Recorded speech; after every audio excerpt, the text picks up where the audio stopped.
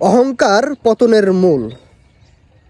ভিডিওর প্রথমেই আমি কথাটা বললাম, অহংকার পতনের মূল। কারণ হলো অহংকার আল্লাহ তাআলার চাদর, আর যেই ব্যক্তি এই আল্লাহ তাআলার চাদর নিয়ে টানাটানি করবে সে আসলে টিকে থাকতে পারবে না।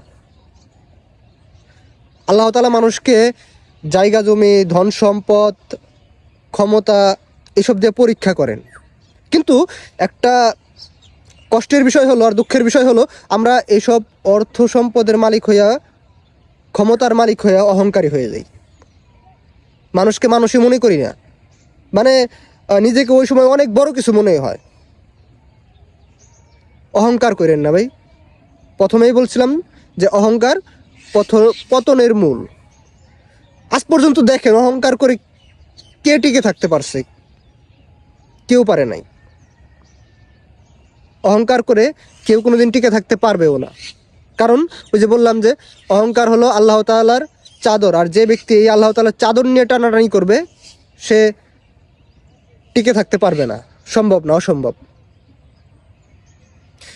এখন এটা একটা বড় সমস্যা আমাদের, যে আমরা একটু সামান্য কিছু ক্ষমতার মালিক হলেই, সামান্য কিছু অর্থের মালিক হলেই আমাদের ভিতরে একটা অন্যরকম ভাবমূর্তি চলে আসে, আমরা অহংকারী হয়ে যাই। তখন আর এটা মনেই হয় না যে এই ক্ষমতা, এই টাকা পয়সা, এই অর্থ সম্পদ আমাকে কে দিচ্ছে।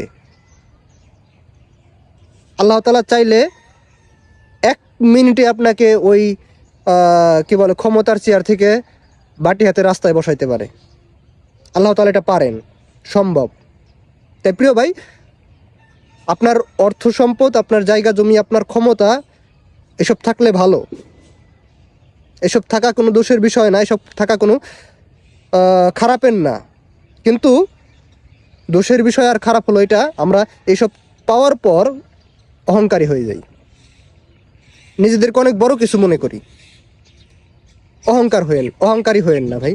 অহংকার পতনের মূল।